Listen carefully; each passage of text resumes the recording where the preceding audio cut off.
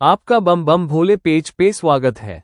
क्या आपने कभी सोचा है कि भगवान गणेश जी का असली सिर कहाँ है? क्या सचमुच आज भी वो सिर इस धरती पर किसी रहस्यमयी जगह में सुरक्षित रखा गया है? और क्या आप जानते हैं कि जब कलयुग का अंत होगा, जब इस संसार पर अधर्म और अराजकता का राज होगा, तब गणेश जी अपने अब तक के सबसे भयानक अवतार के साथ प्रकट होकर दुनिया को बचाने में भगवान कल्कि की मदद करेंगे। हम सभी ने बचपन से गणेश जी को विघ्नहर्ता, मंगलकर्ता और सुखदाता के रूप में देखा और पूजा है, लेकिन क्या यही उनका पूरा स्वरूप है? क्या गणेश जी के ऐसे भी रहस्य और रूप हैं जिनके बारे में आमतौर पर किसी को पता ही नहीं? क्यों गणेश चतुर्थी की रात चांद को देखने से मना किया जाता है? क्यों उनकी पूजा में तुलसी का प्रयोग वर्जित है? और आखिर ऐसा क्या है उनके विवाह की कहानी में कि उन्हें न सिर्फ रिद्धि और सिद्धि से विवाह करना पड़ा, बल्कि बंगाल में आज भी केले के पेड़ से उनकी शादी कराई जाती है?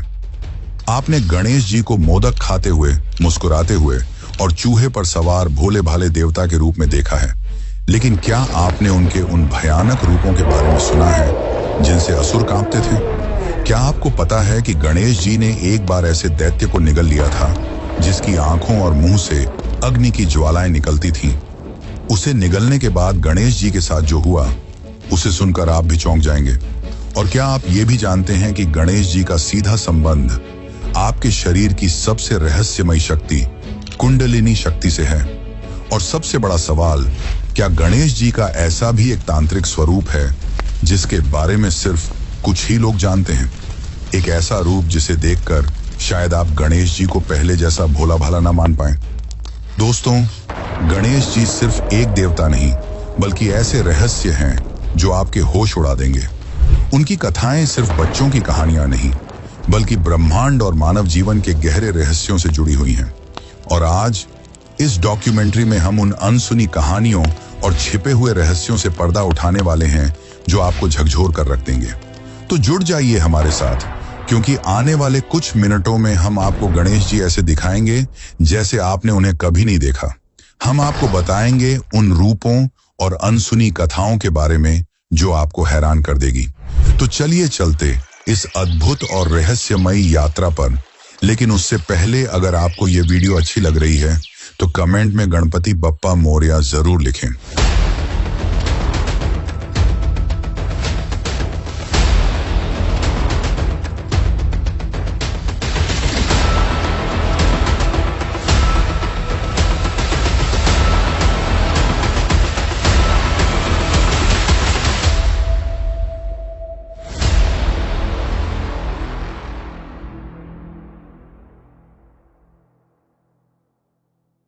समय की धारा हमेशा आगे बढ़ती रहती है, लेकिन हमारे शास्त्रों ने पहले ही इस प्रवाह का अंत और उसकी भयानक तस्वीर हमारे सामने रख दी थी। भविष्य पुराण के अनुसार जब कलयुग अपने अंतिम पड़ाव पर पहुंचेगा, तो इस धरती का रूप वैसा नहीं रहेगा जैसा हम आज देखते हैं। नदियां सूख जाएंगी, खेत बंजर हो जाएंगे और इंसान की भूख इतनी बढ़ जाएगी कि वह अपने ही भाई के मांस तक को खाने पर मजबूर हो जाएगा। समाज में छल और धोखा आम बात होगी। सगे संबंधी एक दूसरे के विरुद्ध खड़े होंगे और माता पिता का सम्मान करने के बजाय लोग उन्हें बोझ समझेंगे। धर्म और सत्य की बात करने वाले उपहास का पात्र बनेंगे और अधर्म का परचम हर ओर लहराएगा। चारों ओर अराजकता, युद्ध, लालच और क्रूरता का बोलबाला होगा। इसी समय प्रकट होगा एक महाभयंकर असुर, कलिराज। ये वही कली होगा जो मनुष्यों के भीतर छिपे अंधकार को और गहरा करेगा। वह असुर केवल बाहर से ही नहीं, बल्कि भीतर से भी लोगों को भ्रष्ट करेगा।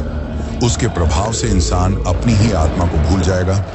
उसकी करुणा और दया हमेशा के लिए विलुप्त हो जाएगी। यह दृश्य इतना भयानक होगा कि देवता भी भयभीत हो उठेंगे। लेकिन यहीं पर आरंभ होगा एक नए युग का संघर्ष। शास्त्र कहते हैं कि जब कलयुग अपने चरम पर होगा, तभी विष्णु का 10वां और अंतिम अवतार कल्कि प्रकट होगा। वे एक श्वेत अश्व पर सवार होकर हाथ में चमकती तलवार लिए अवतरित होंगे और अधर्म के विरुद्ध धर्म की अंतिम जंग छेड़ेंगे। किंतु सबसे चौंकाने वाली बात यह है कि इस युद्ध में कल्कि अकेले नहीं होंगे। उनके साथ एक और दिव्य शक्ति प्रकट होगी, स्वयं गणेश जी अपने रहस्यमयी अवतार धूमकेतु के रूप में। धूमकेतु गणेश एक ऐसा रूप जिसकी कल्पना करना भी हमारे लिए कठिन है। उनका स्वरूप धुएं और अग्नि से भरा होगा। वे एक तेजस्वी नीले घोड़े पर सवार होकर आएंगे। उनकी आंखों में दहकती ज्वालाएं होंगी और उनके चारों ओर ऐसा प्रकाश फैलेगा मानो स्वयं ब्रह्मांड जल रहा हो। यह धूमकेतु अवतार कल्कि के साथ मिलकर असुर कली और उसके अनुचरों का संहार करेगा। यह कोई साधारण युद्ध नहीं होगा, बल्कि वह अंतिम महासंग्राम होगा। भगवान गणेश, जिन्हें हम मोदक प्रिय, सरल और प्यारे स्वरूप में जानते हैं, वे उसी गणेश का भयंकर और अग्नि से लिपटा हुआ धूमकेतु रूप बनकर कली जैसी ताकत को समाप्त करेंगे, जिसके बाद इस धरती पर एक नए युग की स्थापना होगी। तो सोचिए, वो गणेश जी जिन्हें हम बच्चे की मासूमियत और माता पार्वती के दुलारे रूप में देखते आए हैं, वही गणेश जी भविष्य में प्रकट होकर इस सृष्टि के उद्धारक भी बनेंगे। यही है कलयुग का सबसे बड़ा रहस्य और यही है गणेश जी का भविष्य का अवतार धूमकेतु। लेकिन यह आगे की कहानी है और अधूरी भी, क्योंकि गणेश जी का यह पहला भयानक रूप नहीं है। उन्होंने ऐसे और भी कई रूप लिए हैं, जिनमें सबसे खतरनाक है उच्छिष्ट गणपति, जो काम वासना में सदैव लीन रहते हैं। लेकिन उनके बारे में जानने से पहले हम गणेश जी के बारे में कुछ और अनसुनी बातें जानते हैं, जो आपने कभी नहीं सुनी होंगी। गणेश जी को हम प्रायः चूहे पर सवार, भोले भाले, मोदक प्रेमी और सरल हृदय देवता के रूप में देखते हैं। लेकिन हमारे शास्त्रों और पुराणों में उनका एक और स्वरूप है, वीर योद्धा। जब जब इस सृष्टि पर दानवों और असुरों का अत्याचार बढ़ा, तब तब गणेश जी ने अपने दिव्य रूप धारण कर उन राक्षसों का संहार किया और देवताओं व मानवों को भय और आतंक से मुक्त कराया। यह रूप बहुत कम लोग जानते हैं, लेकिन यह कथाएं गणेश जी के अद्वितीय साहस और शक्ति की झलक दिखाती हैं। सबसे पहले बात करते हैं सिंधुरासुर की। यह असुर इतना शक्तिशाली था कि उसका नाम सुनकर ही देवता कांप जाते थे। उसने तपस्या कर वरदान पाया था और अमृतत्व के बल पर तीनों लोकों में उत्पात मचा रखा था। कोई भी देवता उसके सामने टिक नहीं पाता।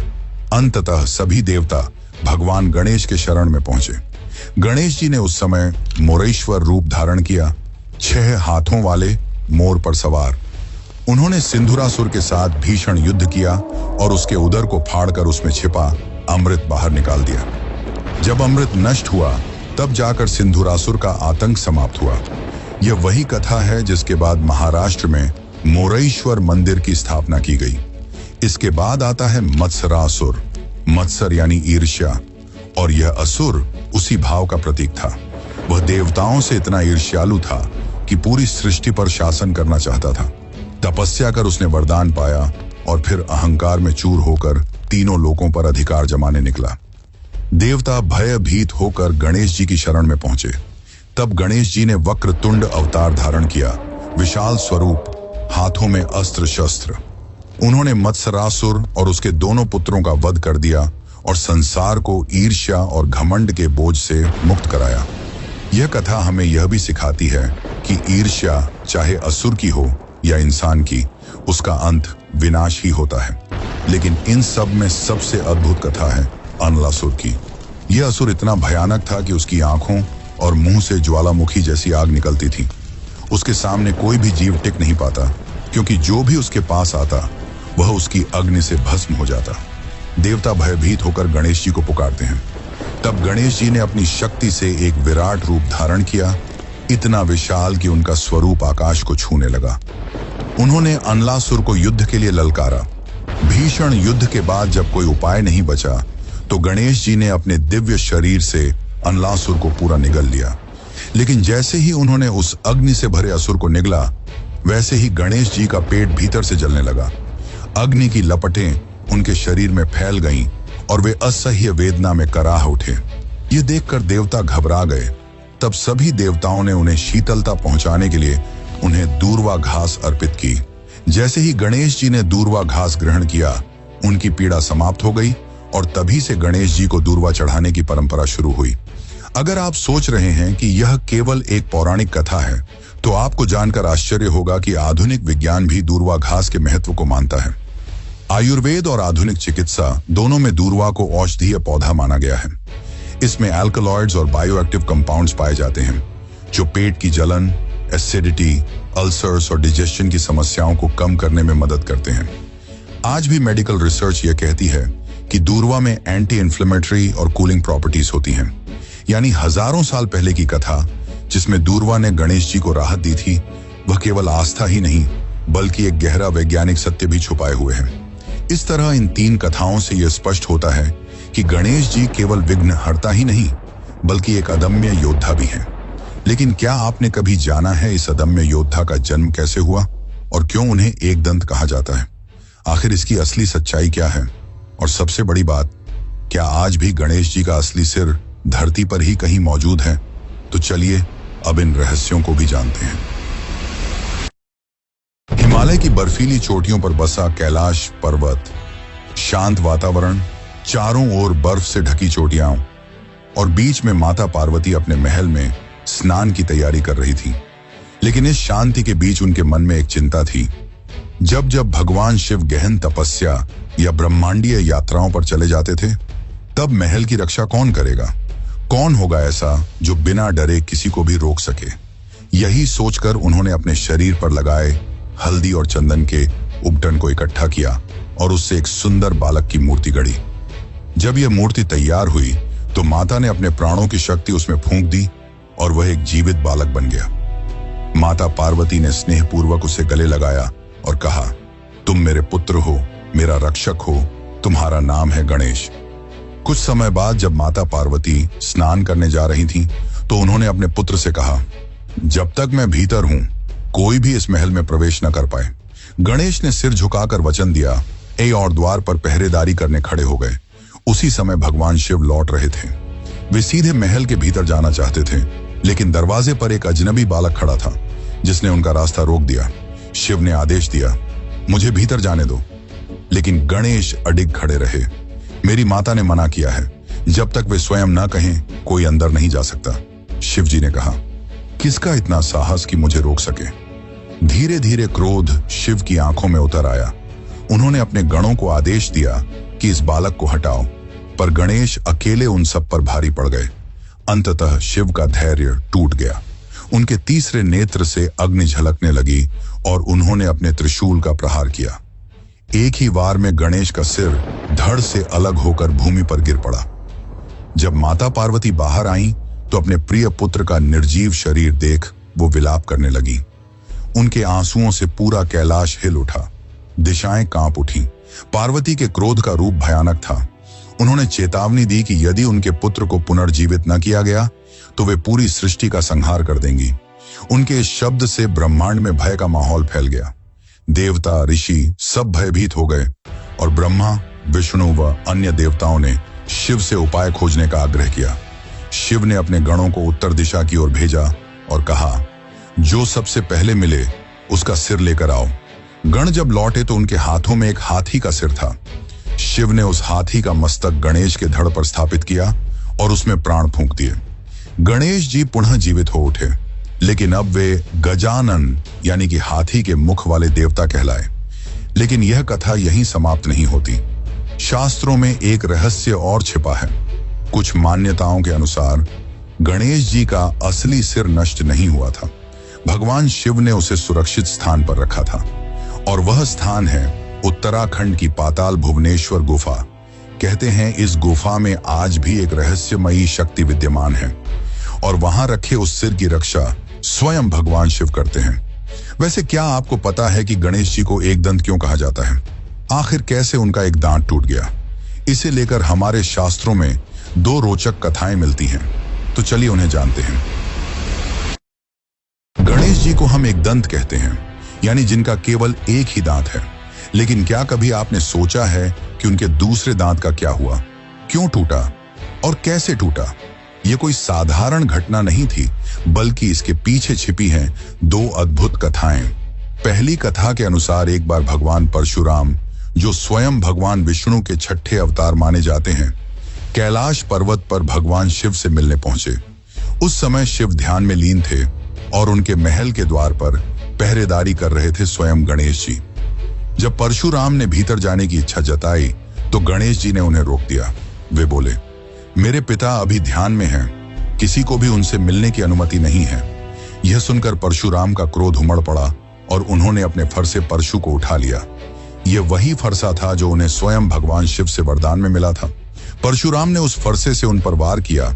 गणेश जी ने अपने पिता के अस्त्र का मान रखने के लिए वह वार अपने दांतों पर ले लिया।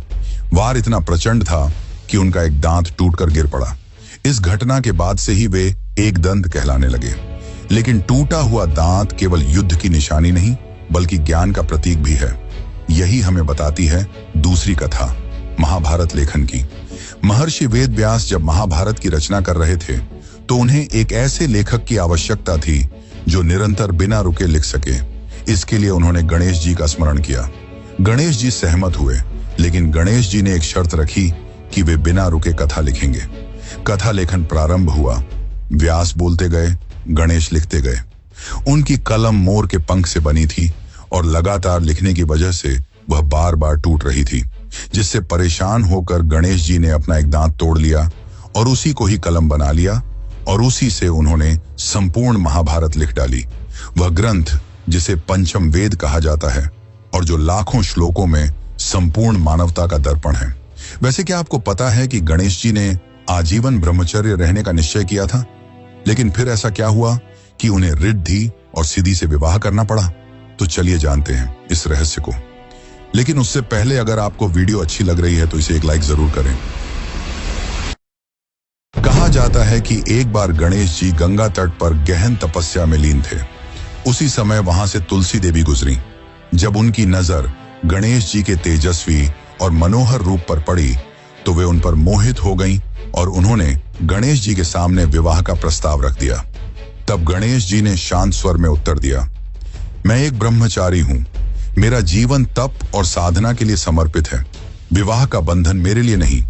यह बात तुलसी देवी को सहन नहीं हुई और उन्होंने क्रोध में आकर गणेश जी को श्राप दे दिया, तुम्हारा विवाह अवश्य होगा और वह भी 2-2 बार होगा। श्राप सुनते ही गणेश जी भी क्रोधित हो उठे। उन्होंने तुलसी देवी को प्रतिश्राप दिया, तुम सदा एक पौधे के रूप में पृथ्वी पर रहोगी और मेरी पूजा में कभी स्वीकार नहीं की जाओगी। तभी से गणेश पूजा में तुलसी का प्रयोग वर्जित है। लेकिन तुलसी के श्राप को भी सत्य होना था। समय बीता और ब्रह्मा जी ने अपनी योग शक्ति से 2 दिव्य कन्याओं को उत्पन्न किया, रिद्धि और सिद्धि। रिद्धि समृद्धि की देवी मानी जाती है और सिद्धि बुद्धिमत्ता की। ब्रह्मा जी ने गणेश जी को उनका गुरु बनाया। दोनों बहनें गणेश जी से शिक्षा पाने लगीं। धीरे धीरे समय बदला और नियति ने वही करवाया जो तुलसी के श्राप में कहा गया था। रिद्धि और सिद्धि का विवाह स्वयं गणेश जी से हो गया। इस पावन विवाह से गणेश जी को 2 पुत्र हुए, शुभ और लाभ। तभी से घरों में अक्सर यह कहा जाता है कि जहां गणेश होंगे वहां शुभ और लाभ स्वतः ही उपस्थित होंगे। लेकिन विवाह की कथाएं यहीं समाप्त नहीं होती। भारत के पूर्वी भाग, विशेषकर बंगाल में एक अलग परंपरा है। वहां मान्यता है कि गणेश जी का विवाह एक बार केले के पेड़ से भी हुआ था। कथा के अनुसार एक दिन माता पार्वती बहुत अधिक भोजन करने लगी। यह देख गणेश जी ने आश्चर्य से पूछा, मां, आप इतना अधिक क्यों खा रही हैं? पार्वती ने मुस्कुराकर उत्तर दिया, मुझे डर है कि कहीं तुम्हारी पत्नी मुझे पर्याप्त भोजन न दे पाए। यह सुनकर गणेश जी तुरंत बाहर गए, एक केले का पेड़ काट कर ले आए और माता से बोले, यह है आपकी बहू, यह आपको कभी भूखा नहीं रखेगी। तभी से बंगाल में दुर्गा पूजा के समय केले के पेड़ को साड़ी पहनाकर उसे गणेश जी की पत्नी के रूप में उनके बगल में स्थापित किया जाता है।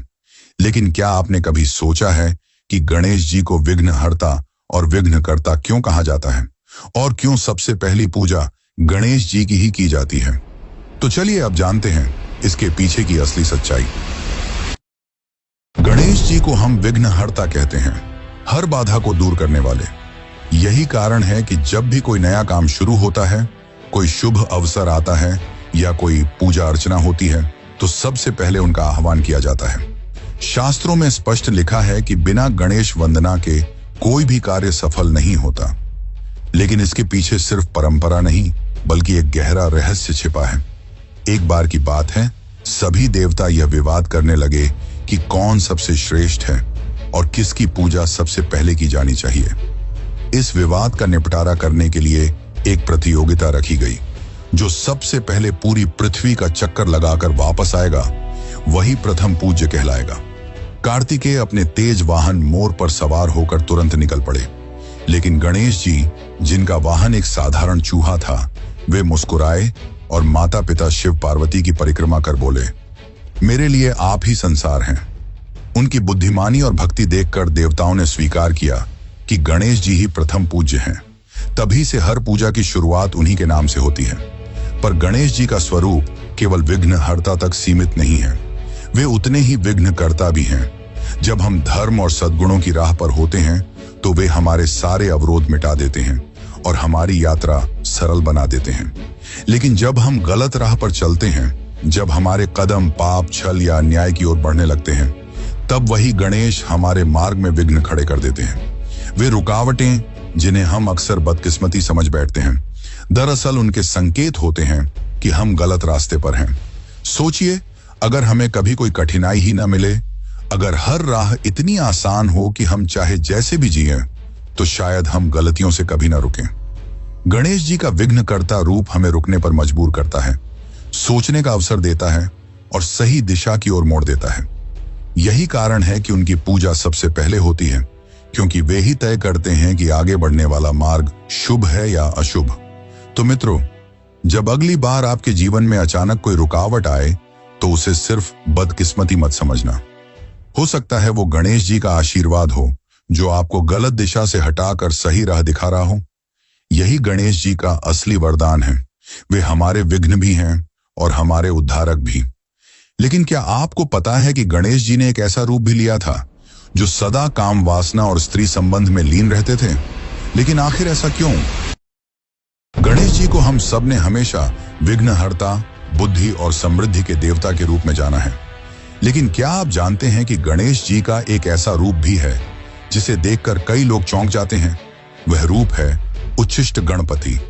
यह स्वरूप साधारण पूजन का हिस्सा नहीं है, बल्कि तंत्र, अघोर और गुप्त साधनाओं से जुड़ा हुआ है। कथाओं में वर्णन है कि उच्छिष्ट गणपति को ऐसा स्वरूप माना गया है जिसमें वे सदैव काम वासना और स्त्री संबंध में लीन रहते हैं। उनकी मूर्तियां अक्सर उन्हें एक स्त्री के साथ गहन आलिंगन में दिखाती हैं। सवाल उठता है, आखिर वह गणेश, जो विवेक और संयम के देवता माने जाते हैं, उन्होंने ऐसा रूप क्यों धारण किया? तांत्रिक मान्यताओं के अनुसार इसका रहस्य और भी गहरा है। यहाँ यह रूप भोग और मोक्ष के मिलन का प्रतीक है। तो सोच कर देखिए, जिस गणेश को हम मासूम, मोदक प्रिय और बाल स्वरूप में देखते हैं, उनका यह भयावह तांत्रिक और रहस्यमयी रूप कहीं ना कहीं इंसान की आकांक्षा, कामना और मोक्ष की पूरी यात्रा का रहस्य समेटे हुए हैं। लेकिन यह तो बस शुरुआत है। उच्छिष्ट गणपति के असली रहस्य, उनकी तांत्रिक कथाएं और उनका वह अघोरी स्वरूप जो अब तक छुपा रहा है, हम आपके सामने लाएंगे अगली डॉक्यूमेंट्री में। तो तैयार रहिए, क्योंकि अगली बार गणेश जी का यह रूप आपको ऐसे सवालों से टकराएगा जिनके जवाब शायद आपके विश्वास की बुनियाद को भी हिला दें।